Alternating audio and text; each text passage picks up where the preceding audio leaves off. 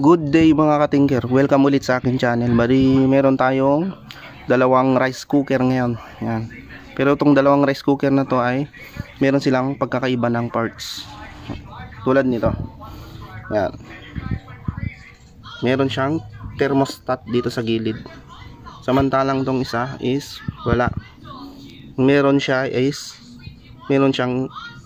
element, heating element na warm. Ito yung warm. Dito sa kabila wala siyang heating element na warm. Ang meron lang siya is thermostat. Yan. Bali ang gagawin natin dito is, bali ito goods naman tong dalawang rice cooker na to. Bali ang gagawin lang natin isa-isahin natin yung mga parts. Kung ano ba yung reading ng good o sira na parts. Yan, isa-isahin natin. Bali guide na rin para paano ba mag troubleshooting o paano ba malaman kung sira na yung mga parts ng ating rice cooker. Yan. Bali syempre una is check natin yung plug. Yan, kung no power siya. Igagamit lang tayo ng continuity test. Yan, continuity. Mag continuity test tayo. Kung no power yung ating rice cooker. So ayan, na set up na natin yung camera natin. Bali itong plug. Yan, paano ba mag-check ng plug ng rice cooker? Yan. Bali ang gagawin natin is iisa-isahin lang natin siya. Para sakaling may idea kayo kung paano ba i-test lahat ng parts ng ating rice cooker. Yan. Bali kung pagtitest dito sa ating plug is unahin natin yung isang linya. Yan. Nakaset yung ating tester sa ating continuity test o sa beeper o yung nagbi-beep. Yan. Tumutunog. Kung may ganyan yung tester natin, pwede naman sa ohms. Titignan nyo lang kung may reading yung ating tester. Pero dahil sa may beep yung ating meron siyang beeper, yung nagbi-beep na function. Ito na yung gagamitin natin para mas naririnig natin kung merong continuity. Yan. Unahin natin yung unang linya ng ating saksakan. Yan. Bali ang ating saksakan, pag sinundan mo to is ito na siya. Ito yung dito pumunta yung isang wire ng ating saksakan. Ito na yan. Tapos yung isa naman is dito pumunta. Ayan, ito yung wire niya. Yung isa. Ayan, pumunta siya dito. Tsaka dito. Kung susundan mo itong wire na to, pumunta dito. Ayan, bali ito na siya, yung dalawang wire. Ayan.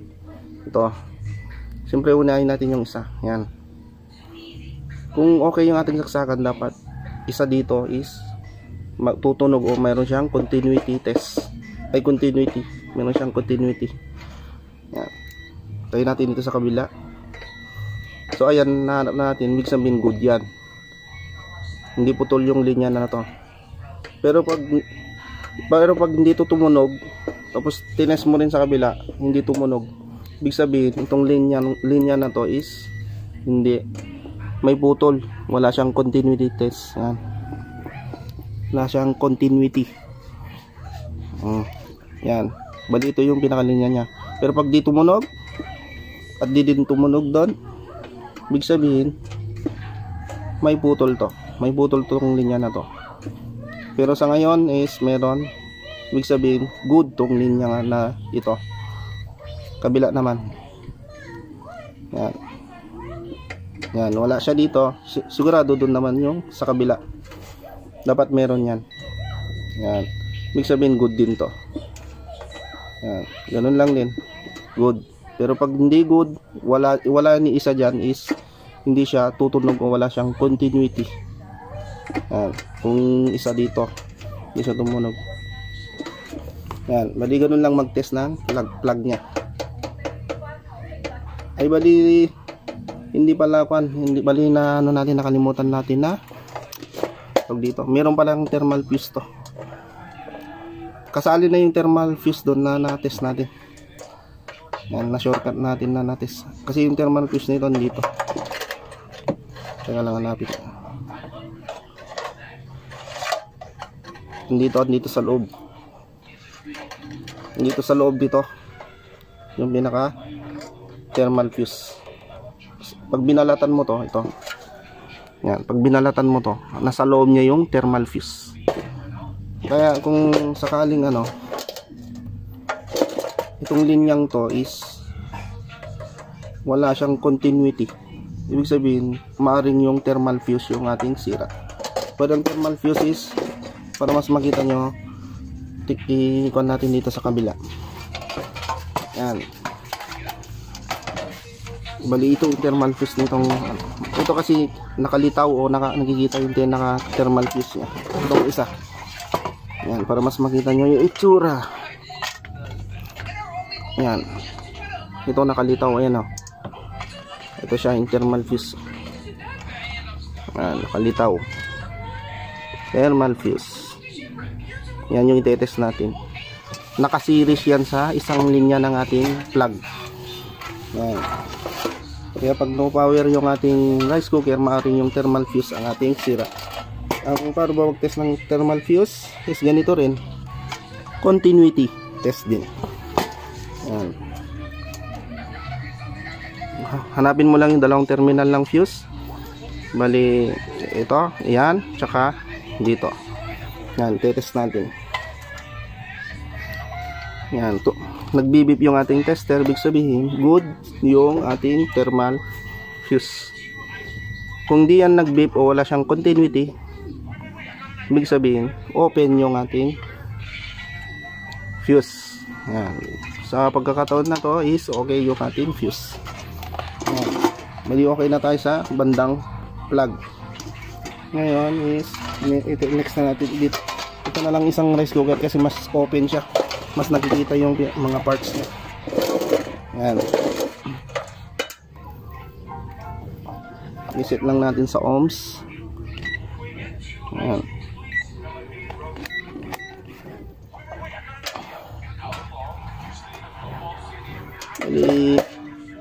I-next na din natin yung yan. Isa-isayin na lang natin itong pinaka heating element ito. Yan, yung pinaka mismong umiinit to. Ano ba i-test to? Yan. Siyempre, hanapin mo lang din yung dalawang terminal niyan. May dalawang terminal yan, ito mismo. Yan. Yan, mali ito siya. Dalawang terminal niya. I-test mo lang din yan. Dapat meron kang makukuhang reading. Yan. Yan, tinest natin is meron siyang yan, 81 ohms. Meron siyang 81 ohms, 80. Basta nasa 80 siya. Yung pinaka-reading niya. Tapos iti-test po din kung grounded na siya o baka dumikit na sa body yung pinaka ating heating element, kasi may coil yan dun sa loob. Baka kasi nakadikit na sa ating body. Yan. Kaya i-check din natin kung hindi ba siya naka grounded na siya. Baka nakadikit na sa ating body yung pinaka-coil ng ating heating element. I-test din natin siya. Dapat walang reading. Isa sa terminal niyan, saka dun sa ating mismong case. Yan. O sa ating heating element. Yan, mali ganyan lang. Yan. Tignan natin, dapat walang reading. Yan, ibig sabihin goods yung isang terminal natin. Next natin sa kabila. Kabilang terminal ng heating element, dun sa body. Dapat wala ding reading. Yan, walang reading, ibig sabihin okay yung ating heating element. Kasi kung hindi okay yan, dito pa lang, kung hindi naman okay, pagkaroon mo walang reading. Dapat walang reading kung hindi okay, ibig sabihin open. Pero kung dumikit na sa body yung ating kanya pinaka coil o grounded na siya, magkakaroon ng reading to. Yan, dalawa. Pag ginanyan mo, magkakaroon ng reading, sira na rin yun. Delikado yun, nakaka-kuryente na yun. Yan, pag ginawakan mo yung kasura, wala, maaari ka na rin ma-kuryente. Ganoon din sa kabila, dapat walang reading yan. Pero pag may reading, delikado na yun. Yan. May sira na rin yung ating heating element. Yan. Bali ganun lang mag-test ng ating heating element. Ngayon, next na nating i-test yung ating bali, tapos na natin. Siyempre, i-test mo rin yung mga wirings kung walang napigtas o nag-carbon na o malapit ng mapigtas. Test mo rin yung mga yan. Visual test po lang. Yan. Kailangan mo ding i-visual test. Kung okay naman sa tingin mo, yan. Check mo na yung mga contacts. Ito. May mga contacts to. May dalawang contact dito. Check mo rin yan. Maaari mong minsan marumi yan. Yung contacts niya. Kahit sa tingin mo nagdidikit, pero dahil sa may dumi na yung may nakakalang na dumi, hindi na nagko-contact yung pinaka-contact. Kailangan mong linisan o lihain para mag-contact ko rin yung ating mga contacts. Yan. Yan. Check mo rin yung mga contacts niya. Tapos ito. Bali din naman to na sa tester. Dito natin test. Ang ginagawa lang dito is kadalasan ginagawa dito, pinapalitan tong pinaka magnetic switch siya. O linilinisan lang. So may sasabihin ko sa inyo kung ano ba yung mga maaring mangyari kung sira yung mga to. Isa-isahin mo na lang muna natin yung parts. Ano ba hindi natin na-test ito? Sa pag-abal tong aso. Istorbo ka. Bali ito, next na natin to. Kanyang thermostat. Itong rice cooker na to is meron siyang ganitong part. Makulit naman to. Yan. Bali ang pagtitest dito is continuity din. Yan. Try natin. Test natin sa beep. Bali tulad ng sabi ko is paano ba i-test to? Itong thermostat na to.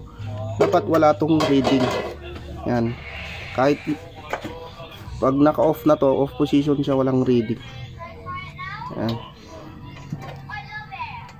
Dapat walang reading tong thermostat. Yung dalawang terminal niya walang reading. Wala siyang continuity. Kasi kung ito is hindi pa siya naka-on o is meron na siyang reading, is pagsaksak mo pa lang ng rice cooker, iinit na agad. Hindi mo pa pinipindot dito. Iinit na. Diretsong iinit na siya. Kumbaga na rekta na siya to, pag sinaksak mo rekta na umiinit ka agad to. Kung merong continuity dito. Pag test mo pa lang meron na kaagad. Meron siyang dahil sa dito na ay lang tester. Pero pag ganyan, yan, dapat magkakaroon lang yan pag inon mo na dito. Pero pag test mo, unang pa lang tinest mo, meron na kaagad, is may problema dito. Kaya ang gagawin mo is adjust lang. Adjust mo lang tong ating pag-adjustan. Pinipihit lang yan. Ano ay tumutunog.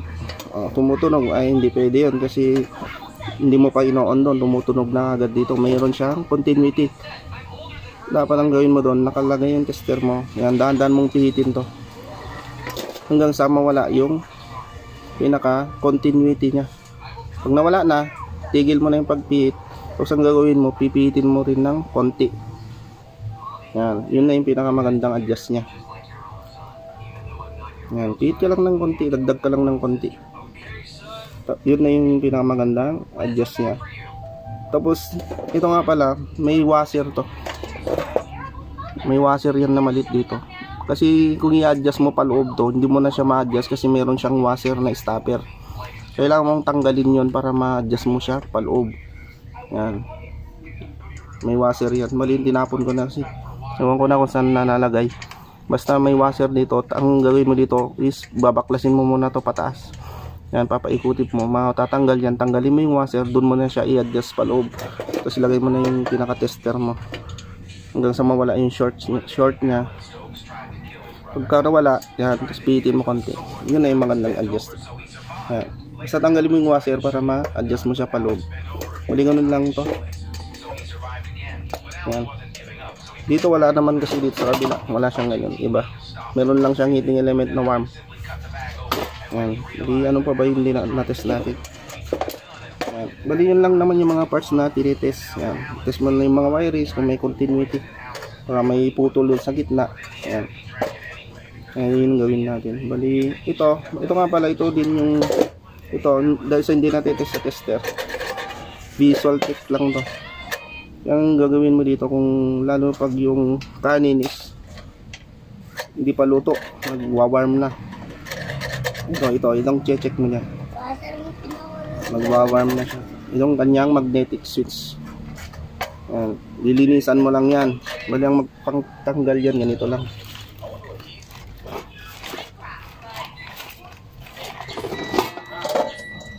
Ito. Mapansin mo, ito, yan. I-ano mo lang to. Gagano mo lang place para lulusot siya. Kasi nakakayang to eh. Kaya hindi siya matanggal. Kaya gagano press mo to para matanggal to. Yan. Ganun din dito. Ito. Yan o. O, naka-ano siya. Kaya straighten mo lang to. Yan. Straighten yan. Pag ano, dun din sa kabila. Dun sa kabila. Para mahulog na to doon sa baba. Mahugot na yan dito. Yan yung pinakalock niya. Bali i-con natin para ma-actual natin para ma-ano niya.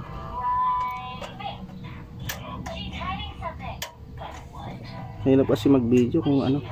Yan. O, pwede na siyang hugutin kasi yan ko siya. O yan. O yan na. Tanggal na o. Ganun din dito. Straighten mo lang to. Slice.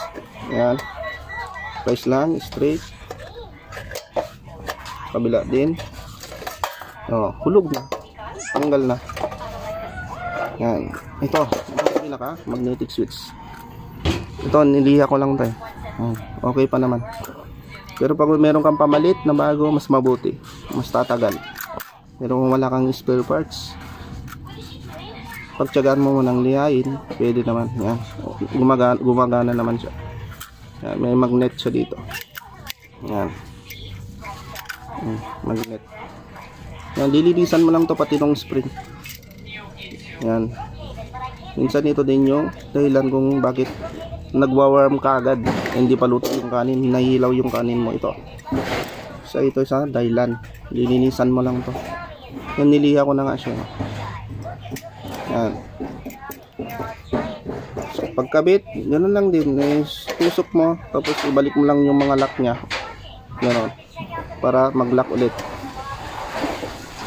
Pati rin to, tanggalin mo na rin ba. Yan. Magtanggal dito is ito lang. Ipaloob mo lang din to isa. Papaloob doon. Dito din sa kabila. Meron din sa kabila. Yan. Paloob mo rin yan. Para mahuhulog na rin yan sa labas. Tapos kailangan mo rin itong lihahan na rin para linisan mo rin to. Yan. Para sure ball na. Yan. Linisan mo lang yan. Pero pag may parts ka, palitan mo na. Mas maganda yung ganun kasi mas tatagal siya. Remedyo lang yung paglilinis. Yan, remedyo lang kung wala tayong available na parts. Yan, bali okay na tayo dito. Bali pag tuwing nahihilaw yung ano mo, minsan ito, nalinisan mo na to, ayaw pa rin. Okay na yan, nalinisan mo, napalitan mo na to, o ayaw pa rin, nagwa-warm din kaagad, hindi pa luto yung kanin. Try mong i-check yung kanyang pinaka ano niya, yung ang tawag doon, pinaka kaldero niya. Balikunin lang natin. Yan. Ito. Pag hindi pa luto yung kanin, nahihilaw yung kanin, nagwa-warm na kagad, yun, hindi pa luto, nagwa-warm na kagad. Ito din, check mo. Yan. Mali ito. Ang ginawa ko dito is ano mo yung itsura ng ano nyo, paloob. Yan. Kasi ito, pabundok kasi ito, hindi naman talaga flat talaga to eh. Hindi naman talaga flat talaga itong ano niya. Paano siya, pa ganyan. Kaya dapat lapat na lapat ito. Yung pinakakaldero niya, lapat na lapat doon sa pinaka. Yan, yung pinaka yan, heating element natin, lapat na lapat itong pinakakaldero niya. Kasi kung hindi siya lapat na lapat, ang ganun ang mangyayari, magwawaram agad, di paluto yung kanin. Yun yung isang dahilan. Kaya ang kailangan mo dito, kunwari na deform to, na-deform. Minsan na pukpok mo to pag nililinisan, na-deform na tong pinakapit niya. Doon ka, maingay yung cellphone mo. Nagbi-video ako. Doon na lang muna kayo sa kwarto. Yan, bali ito. Yan, kailangan mong i-form ulit to. Bali, isa sa mga diskarte ko is ganito. Yan. Dito ko siya nilalapat. Yan. Yan, bali pinupukpok ko lang to, ganyan. Bali ang ginamit ko dito. Bali itong pan kasi na rice cooker natin sa mga sakit niya kanina. Ito. Kaya ang diskarte ko kasi bali ano lang natin tong camera na. Yan. Ito. Bali itong naging diskarte ko niyan. Kahoy lang. Flat.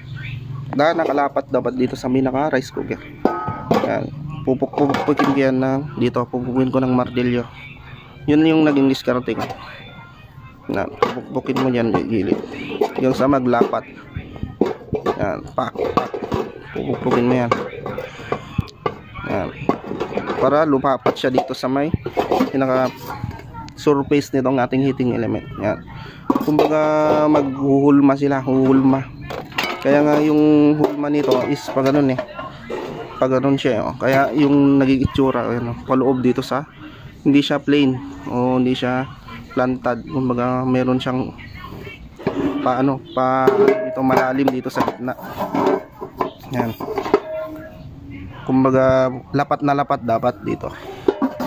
Yan, bali yun yung isa sa mga kaya nagwa-warm kagad yung ating rice cooker. Kailangan mo ding i-form ulit. Kasi sa katagalan, nade-deform tong ating pinakakaldero niya. Yan, bali ano pa ba yung hindi natin sa tingin ko is goods naman na tayo dito. Yan. Siyempre kung hindi na umiinit, siyempre sira na to. Yun, isa pa yun, di ba? Sabagay, tinuro ko na kanina kung paano ba i-test to. Yan. Tayo natin dito sa kabilang rice cooker. So may parts dito na iba Dito naman meron lang, yung nadagdag lang naman dito is parehas naman sila ng ibang yung mga karamihang parts niya, parehas lang. Ito lang nadagdag. Pinaka-warm niya, yung heating element niya na heating element niya na warm, yung maliit na yan. Ito. I-test mo lang din naman yan, dapat meron siyang continuity din. O meron siyang reading. Reading. Yan, meron siyang reading.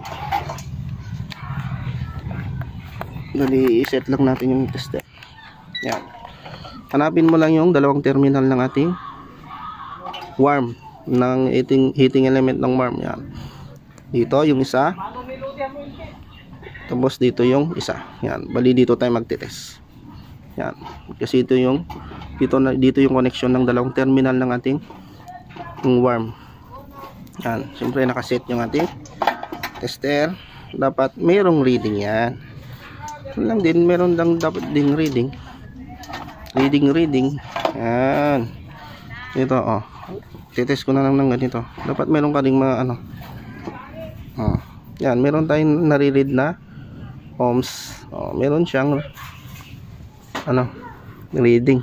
Dapat meron siyang reading yung ating pinaka-warm. Yan, bali ano pa yung hindi natin na dito. Bali yun lang naman yung sa tingin kong ewan ko, lagi comment nyo na lang kung ano pa yung mga nakalimutan natin na pwedeng sira ng ating rice cooker. Yan. Tapos na tayo dito sa plug. Yan, dito yung contacts, lihain lang kung saan ito, kahit na nakababa na to, hindi nagko-contact to. Yan, tignan mo yun, kailangan mo ring tong i-set para mag-contact. Yan, dapat pag nakababa na yan, dapat nagko-contact na tong dalawa. Yan, pwede ganoon lang naman kasimple dito, mag-troubleshoot. Inisa-isa lang natin. Bali sa tingin ko wala naman na ako nakalimutan. Yan. Bali yun lang.